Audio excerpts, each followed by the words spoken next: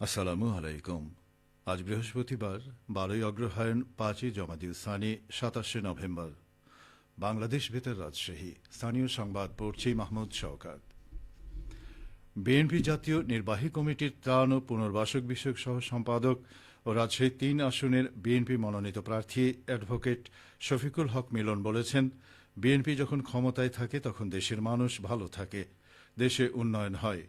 গতকাল রাষ্ট্রকাঠামো মেরামতের 31 দফা বাস্তবায়নের লক্ষ্যে জনসচেতনতামূলক প্রচারণা এবং আসন্ন ত্রয়োদশ জাতীয় সংসদ নির্বাচন সামনে রেখে বিভিন্ন ভোট কেন্দ্রে নির্বাচনী প্রস্তুতি গ্রহণের লক্ষ্যে কর্মী সভায় প্রধান অতিথির বক্তব্যে তিনি কথা বলেন। বড়গাছি ইউনিয়ন বিএনপির সাধারণ সম্পাদক ওহিদুল ইসলামের সভাপতিত্বে অনুষ্ঠানে বিএনপি ও অঙ্গ সহযোগী সংগঠনের নেতাকর্মীরা উপস্থিত ছিলেন।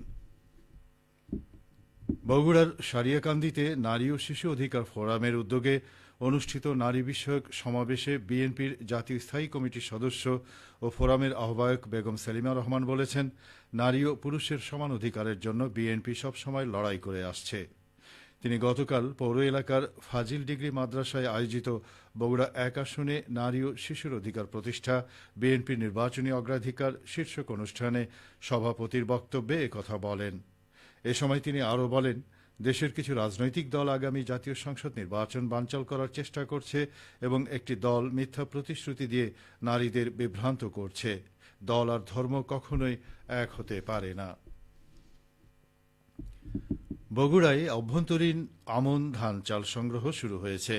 এবার ধান ও চালের দাম বাড়ায় ধান চাল সংগ্রহ লক্ষ্যমাত্রা পূরণ হবে বলে আশা করছেন জেলা খাদ্য নিয়ন্ত্রণ বিভাগ।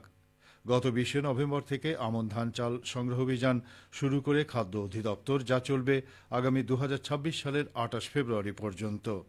আগামী 4 ডিসেম্বর পর্যন্ত মিলারদের সাথে চুক্তি করবে খাদ্য বিভাগ। এছাড়া ডিজিটাল চাল সংগ্রহ ব্যবস্থাপনায় চলছে কার্যক্রম। দাম বাড়ায় এবার কৃষক ও ব্যবসায়ীরা গুদামে ধান চাল দিতে আগ্রহী হবেন বলে আশা করা হচ্ছে। বগুড়ায় কিডনি ও হৃদরোগে আক্রান্ত বিএনপির 2 সাবেক নেতার চিকিৎসার জন্য আর্থিক সহায়তা দিয়েছেন বিএনপির ভারপ্রাপ্ত চেয়ারম্যান তারেক রহমান। গতকাল শাহজাহানপুর ও শেরপুর উপজেলায় পৃথক অনুষ্ঠানে আমরা বিএনপি পরিবারের পক্ষ থেকে এ সহায়তা হস্তান্তর করা হয়। দলের অসুস্থ ও দুস্থ কর্মীদের পাশে দাঁড়ানোর ধারাবাহিকতার অংশ হিসেবে তারেক রহমানের নির্দেশে এই অনুদান প্রদান করা হয়েছে। আমরা বিএনপি পরিবারের আহ্বায়ক আতিকুর রহমান রুমনের তত্ত্বাবধানে প্রতিনিধি দল অনুদান পৌঁছে দেয়। ট্রাফিক আইন মেনে চলি, যানজট ও দুর্ঘটনামুক্ত নাটোর গড়ি, এই প্রতিপাদ্য বিষয়ে নাটোরে ট্রাফিক সপ্তাহ পালন করা হচ্ছে। ট্রাফিক সেবা সপ্তাহ উপলক্ষে সড়ক দুর্ঘটনা প্রতিরোধে ট্রাফিক আইন সংক্রান্ত স্টিকার ও লিফলেট বিতরণ করা হয়েছে। গতকাল শহরের বড় হরিশপুর বাইপাস মোড়ে এই কার্যক্রমে নেতৃত্ব দেন অতিরিক্ত পুলিশ সুপার প্রশাসন মোহাম্মদ ইফতেখায়ের আলম। এ সময় বিভিন্ন যানবাহনের চালক ও যাত্রীদের ট্রাফিক আইন অনুসরণে উদ্বুদ্ধ করা হয়। নওগাঁয় জেলা সমাজসেবা কার্যালয়ে আয়োজিত কার্যকরী দপ্তর ব্যবস্থাপনায় নেতৃত্ব সমন্বয় শীর্ষক 2 দিনব্যাপী প্রশিক্ষণ কর্মসূচি সম্পন্ন হয়েছে। গতকাল সমাপনী অনুষ্ঠানে প্রধান অতিথি ছিলেন জেলা সমাজসেবা কার্যালয়ের উপপরিচালক নূর মোহাম্মদ। জেলার সমাজসেবা কার্যালয়ের বিভিন্ন ইউনিটের কর্মকর্তা কর্মচারীগণ এতে অংশ নেন। 2 দিনব্যাপী কর্মশালায় তাদেরকে দপ্তর পরিচালনা, নথি সংরক্ষণ ও ফাইল মেইনটেন্যান্স এবং সরকারি বিভিন্ন দপ্তরের সাথে সমন্বয়ের উপর বিস্তারিত ধারণা ও নির্দেশনা প্রদান করা হয়। রাজশাহী নগরীর শাহ মখদুম থানা এলাকায় অবৈধভাবে সংঘবদ্ধ হয়ে সড়কে টায়ার জ্বালানো, ককটেল বিস্ফোরণ এবং জনমনে আতঙ্ক সৃষ্টির ঘটনায় জড়িত থাকার অভিযোগে গতকাল আওয়ামী লীগের সক্রিয় 4 জন নেতাকর্মীকে গ্রেপ্তার করেছে শাহ মখদুম থানা পুলিশ। গ্রেপ্তারকৃতরা হলেন 17 নম্বর ওয়ার্ড আওয়ামী লীগের সাধারণ সম্পাদক মনিরুজ্জামান মনি ও একই ওয়ার্ডের যুবলীগের সাধারণ সম্পাদক মোহাম্মদ রনি, রাজশাহী জেলা ছাত্রলীগের উপছাত্র বিষয়ক সম্পাদক মোহাম্মদ রতন আলী এবং আওয়ামী লীগ কর্মী মোহাম্মদ মানিক মিয়া। তারা সকলেই রাজশাহী মহানগরীর শাহ মখদুম থানার নওদাপাড়া এলাকার বাসিন্দা। তাদের বিরুদ্ধে মহানগরীর বিভিন্ন থানায় একাধিক মামলা রয়েছে। আসামিদের আদালতে প্রেরণ করা হয়েছে।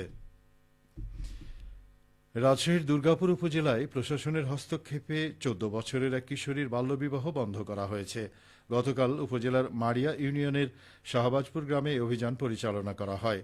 ভ্রাম্যমাণ আদালত সূত্রে জানা যায়, উপজেলার নওপাড়া গ্রামের মৃত দায়েমউদ্দিনের ছেলে এনামুল হক নামের যুবকের সঙ্গে এক কিশোরীর বিয়ের আয়োজন চলছিল। খবর পেয়ে তাৎক্ষণিকভাবে বিয়ের অনুষ্ঠান বন্ধ করে ভ্রাম্যমাণ আদালত বসিয়ে বাল্যবিবাহ নিরোধ আইনে 40,000 টাকা জরিমানা আদায় করেন আদালত। এ সময় বড় কনের অভিভাবকদের সতর্ক করে ভবিষ্যতে এ ধরনের কর্মকাণ্ড না করার অঙ্গীকারে আইনানুগ ব্যবস্থা গ্রহণের বিষয়েও সতর্ক করা হয়। এ ব্যাপারে ভ্রাম্যমাণ আদালতের নির্বাহী ম্যাজিস্ট্রেট ও উপজেলা সহকারী কমিশনার ভূমি লাইলা নূর তানজু বলেন, উপজেলার কোথাও বাল্যবিবাহের আয়োজন হলে তা কঠোরভাবে দমন করা হবে। এই ধরনের অভিযান আগামীতেও অব্যাহত থাকবে।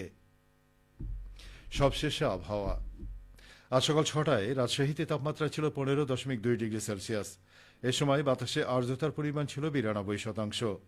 রাজশাহী ও পার্শ্ববর্তী এলাকায় আজ সূর্যোদয় হয়েছে সকাল 6:29 এবং সূর্যাস্ত সন্ধে 5:16।